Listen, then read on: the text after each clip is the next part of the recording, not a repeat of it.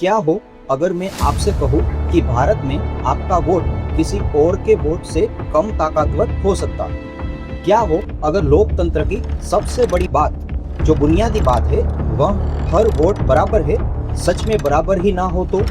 साल 1976 एक ऐसा फैसला लिया गया जिसने भारत के चुनावी नक्शे को दशकों के लिए फ्रीज कर दिया। आज 2026 करीब है और वही फैसला अब एक बहुत बड़े राजनीतिक विस्फोट की ओर बढ़ रहा है। कुछ रिपोर्ट्स बताती है कि देश के अलग अलग हिस्सों में एक सांसद पर वोटरों की संख्या में लाखों का अंतर है।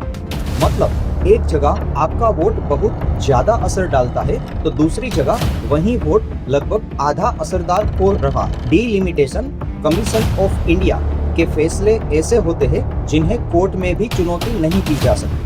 सोचिए, इतनी बड़ी ताकत। एम.के. स्टैलिन जैसे नेता खुलेआम चेतावनी दे चुके हैं कि आने वाला डिलिमिटेशन दक्षिण भारत के साथ अन्याय कर सकता। कुछ विश्लेषक इसे भारत का सबसे बड़ा राजनीतिक रिसेट कह रहे हैं, तो कुछ इसे डेमोग्राफिक सजा। सवाल सिर्फ सीमाओं का नहीं है, सवाल यह है कि आने वाले सालों में इस देश में किसकी आवाज सुनी जाएगी और किसकी दबा दी जाएगी। तो आखिर में डिलिमिटेशन है क्या और क्यों यह भारत के भविष्य को बदल सकता? और असली कहानी यहीं से शुरू होगी। क्या आपने कभी सोचा है कि आपका वोट किसी और के वोट से कम या ज्यादा ताकतवर हो सकता है? सुनने में अजीब लगता है, लेकिन यही सच्चाई भारत की चुनावी व्यवस्था के एक ऐसे हिस्से से जुड़ी है जिसके बारे में बहुत कम लोग जानते हैं। इसे कहते हैं डिलिमिटेशन। यह सिर्फ नक्शों पर लकीरें खींचने का काम नहीं है, बल्कि यह तय करता है कि आपकी आवाज संसद तक कितनी ताकत से पहुंचेगी। और यही बात इस कहानी को बेहद जरूरी और रोमांचक बना देती है। भारत जैसे विशाल देश में जहाँ हर साल लाखों लोग एक जगह से दूसरी जगह जाते हैं, शहर बढ़ते हैं, गाँव बदलते हैं, वहाँ चुनावी क्षेत्रों को एक जैसा बनाए रखना आसान नहीं है। लेकिन क्या होता है जब ये संतुलन बिगड़ जाता? क्या कुछ लोगों का वोट ज्यादा असरदार हो जाता है और कुछ का कम? यही सवाल हमें इस गहराई में ले जाता, जहाँ से डिलिमिटेशन की असली कहानी शुरू होती। आज हम जिस लोकतंत्र पर गर्व करते हैं, उसकी नींव एक सिद्धांत पर टिकी है, एक व्यक्ति, एक वोट, एक मूल्य। लेकिन अगर किसी एक सांसद क्षेत्र में 20 लाख लोग हैं और दूसरे में सिर्फ 10 लाख, तो क्या दोनों वोट बराबर है? शायद नहीं। और यही असमानता डिलिमिटेशन को जरूरी बनाती। लेकिन यहाँ एक और सवाल उठता है, अगर यह इतना जरूरी है तो इसे हर बार समय पर क्यों नहीं किया जाता? क्यों इसे सालों तक टाल दिया जाता है? और जब किया जाता है तो इतना विवाद क्यों होता है? क्या इसके पीछे सिर्फ तकनीकी कारण है या राजनीति की कोई गहरी चाल? कहानी यहीं से दिलचस्प हो जाती। क्या यह सिर्फ सीमाओं की नहीं, सत्ता की भी कहानी है? डिलिमिटेशन का मतलब है चुनावी क्षेत्रों की सीमाओं को फिर से तय करना, लेकिन यह इतना सीधा नहीं है जितना लगता है। यह तय करता है कि किस राज्य को कितनी सीटें मिलेगी और किस इलाके का प्रतिनिधित्व कौन करेगा। यानी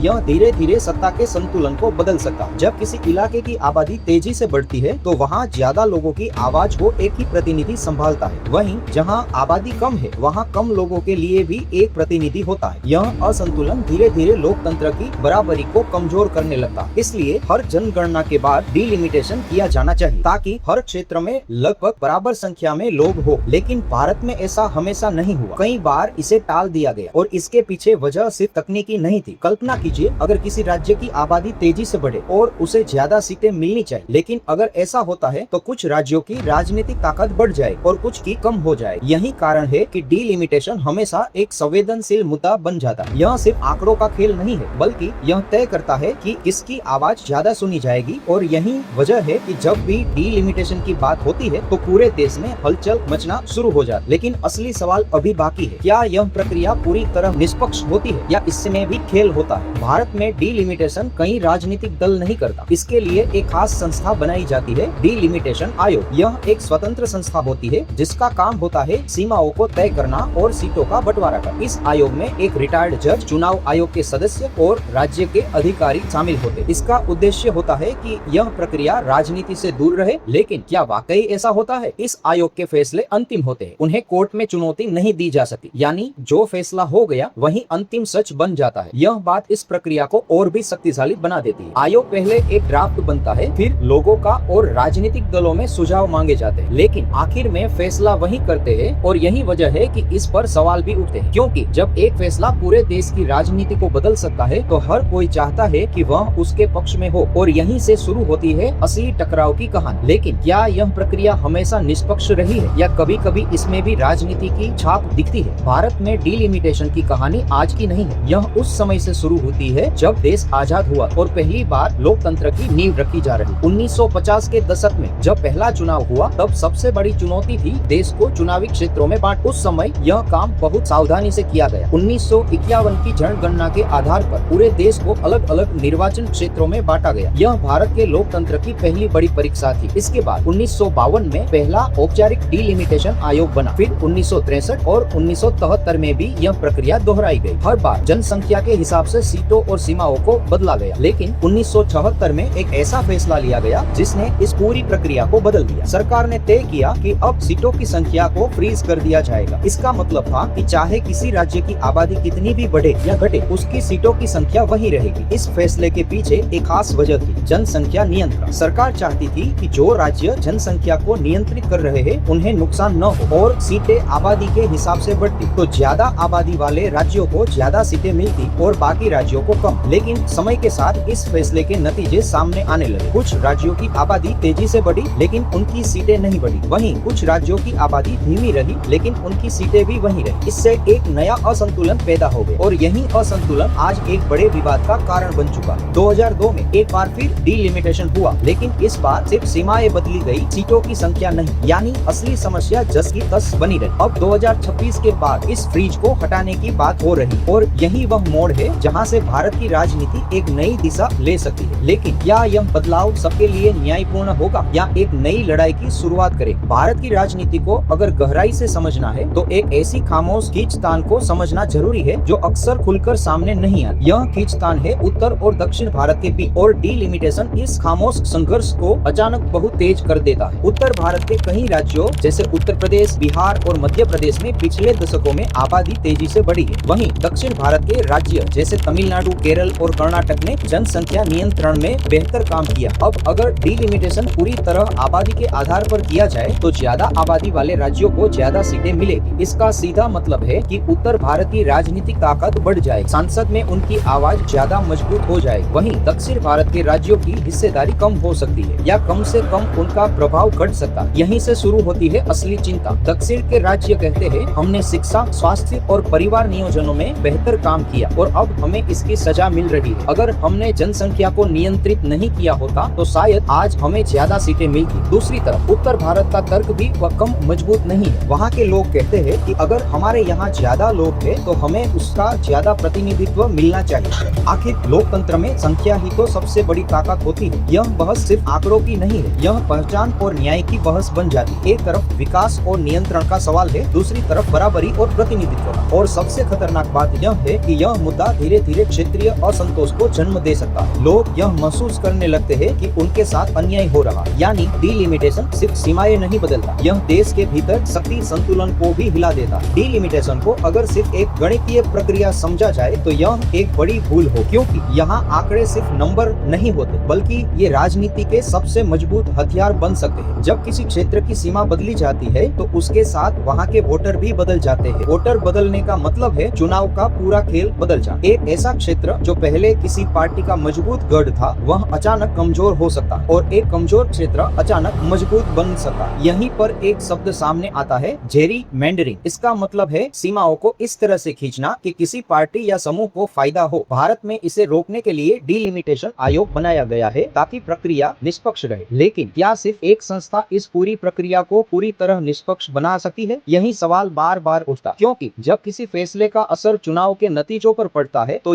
हर बदलाव पर शक होना स्वाभाविक है। कल्पना कीजिए, अगर किसी इलाके में किसी खास समुदाय की संख्या ज्यादा है और उस इलाके को 3 हिस्सों में बांट दिया जाए तो उस समुदाय की ताकत बिखर सकती है। वहीं अगर किसी इलाके में किसी पार्टी के समर्थक ज्यादा है और उन्हें एक ही सीट में समेट दिया जाए तो वह सीट तो जीत सकते हैं लेकिन बाकी जगह कमजोर हो जाए। यानी सीमाएं सिर्फ जमीन को नहीं बांट, वो लोगों की ताकत को भी बांट देती। और यही वजह है कि डिलिमिटेशन के हर फैसले के पीछे राजनीति की परछाई दिखी है, चाहे वह सच हो या सिर्फ धारणा, लेकिन इसका असर बहुत गहरा हो सकता है। क्योंकि लोकतंत्र में सबसे जरूरी चीज है भरोसा, और अगर लोगों को लगे कि सीमाएं निष्पक्ष नहीं है तो उनका भरोसा हिल सकता है। तो सवाल यह है, क्या हम इस प्रक्रिया को पूरी तरह निष्पक्ष बना सकते हैं या यह हमेशा संदेह के घेरे में ही रहेगी? अब तक यह कहानी बड़ी लग रही थी, राजनीति, राज्य, सांसद और सत्ता, लेकिन असली असर कहाँ पड़ता है? आम आदमी पर, उस व्यक्ति पर जो हर चुनाव में लाइन में लगकर वोट देता है। वह सोचकर कि उसकी आवाज मायने रखती। डिलिमिटेशन धीरे धीरे इस आवाज की ताकत तय करता। अगर आपका निर्वाचन क्षेत्र बहुत बड़ा यानी वहाँ बहुत ज्यादा लोग है तो आपका प्रतिनिधि लाखों लोगों की समस्याओं को संभाल रहा होता। ऐसे में आपकी व्यक्तिगत आवाज भीड़ में कहीं खो सकती। वहीं अगर आपका क्षेत्र छोटा है तो आपका प्रतिनिधि कम लोगों के लिए जिम्मेदार होता। वहाँ आपकी बात सुने जाने की संभावना ज्यादा होती। यानी सिर्फ सीमा बदलने से आपके वोट की ताकत बदल सकती। इतना ही नहीं, जब डिलिमिटेशन होता है तो कई बार आपका पूरा क्षेत्र ही बदल जाता। आप उसी घर में रहते हैं, उसी मोहल्ले में रहते हैं, लेकिन आपका निर्वाचन क्षेत्र बदल जाता और इसके साथ आपका नेता भी बदल जाता। अब सोचिए, अगर पहले आपका क्षेत्र शहर के मुद्दे से जुड़ा था जैसे ट्रैफिक, नौकरी, प्रदूषण, और अब उसे किसी ग्रामीण इलाके के साथ जोड़ दिया गया तो आपके मुद्दे पीछे छूट सकते हैं। यानी यह सिर्फ एक तकनीकी बदलाव नहीं, यह आपकी रोजमर्रा की जिंदगी को प्रभावित कर रहा है। आपके इलाके में कौन सी सड़क बनेगी, कौन सा स्कूल खुलेगा, कौन सा अस्पताल आएगा, यह सब आपके प्रतिनिधि पर निर्भर करता। और प्रतिनिधि कौन होगा यह डिलिमिटेशन तय करता। लेकिन सबसे हैरानी की बात यह है कि इतने बड़े असर के बावजूद ज्यादातर लोग इसके बारे में जानते ही नहीं। वे सिर्फ चुनाव के दिन वोट डालते हैं, लेकिन यह नहीं जानते कि उनके वोट की ताकत कैसे तय होती। और शायद यही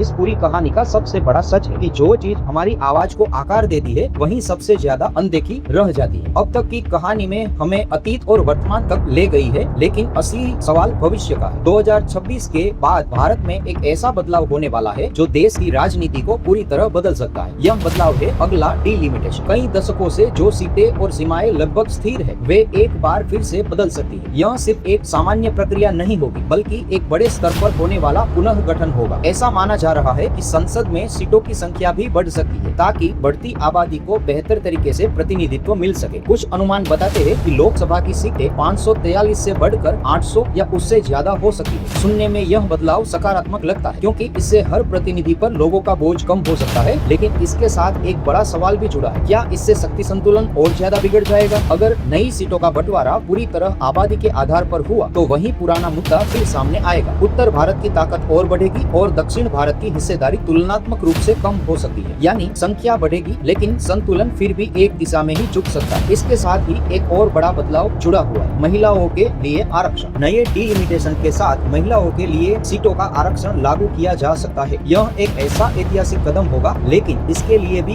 नई सीमाएं और सीटों का पुनर्गठन जरूरी। यह पूरा बदलाव एक दिन में नहीं होगा, इसमें सालों लग सकते हैं। जनगणना के आंकड़े, राजनीतिक सहमति और प्रशासनिक तैयारी सब कुछ एक साथ जुड़ता है। लेकिन सबसे बड़ी बात यह है कि यह सिर्फ एक तकनीकी प्रक्रिया नहीं होगी, यह तय करेगी कि आने वाले दशकों में देश की राजनीति किस दिशा में जाए। जब कोई समस्या इतनी जटिल हो तो उसका समाधान भी आसान नहीं हो। डिलिमिटेशन के मामले में भी यही सच। एक तरफ बराबरी का सिद्धांत है, हर व्यक्ति का वोट बराबर होना चाहिए। दूसरी तरफ क्षेत्रीय संतुलन का सवाल है, हर राज्य को समान सम्मान और शक्ति मिलनी चाहिए। कई विशेषज्ञ मानते हैं कि सिर्फ आबादी के आधार पर सीटों का बंटवारा करना पूरी तरह न्यायपूर्ण नहीं होगा, क्योंकि इससे उन राज्यों को नुकसान होगा जिन्होंने शिक्षा, स्वास्थ्य और जनसंख्या नियंत्रण में बेहतर काम किया। इसलिए कुछ लोगों एक संतुलित फॉर्मूला की बात करते हैं, ऐसा फॉर्मूला जिसमें सिर्फ आबादी ही नहीं बल्कि आर्थिक योगदान, विकास स्तर और सामाजिक प्रगति को भी ध्यान में रखा जाए, ताकि कोई भी राज्य खुद को हारा हुआ महसूस न करे। लेकिन यहाँ एक और चुनौती आती है, क्या लोकतंत्र में वोट की कीमत को इन सभी चीजों से जोड़ा जा सकता है? अगर हम ऐसा करते हैं तो क्या एक व्यक्ति एक वोट का सिद्धांत कमजोर नहीं होगा? इसके अलावा प्रक्रिया को और पारदर्शी बनाने की जरूरत भी महसूस की जा रही है। लोग चाहते हैं कि उन्हें साफ साफ बता दिया जाए कि सीमाएं कैसे तय की जा रही है और किन आधारों पर फैसले लिए जा रहे हैं। तकनीक भी इसमें मदद कर सकती है। आधुनिक नक्शा बनाने की तकनीक और डेटा विश्लेषण से सीमाओं को ज्यादा सटीक और निष्पक्ष बनाया जा सकता है, लेकिन अंत में फैसला इंसानों को ही लेना होगा और वहीं पर भावनाएं, राजनीति और हित टकराते हैं। यानी समाधान सिर्फ गणित में नहीं है, यह भरोसे में। इस पूरी यात्रा के बाद हम एक ऐसे मोड़ पर खड़े हैं जहां हमें खुद से एक सीधा सवाल पूछना पड़ता है कि क्या हमारा लोकतंत्र सच में बराबरी पर टिका है? हम हर 5 साल में वोट देते हैं, नेताओं को चुनते हैं, सरकार बदलते हैं, लेकिन क्या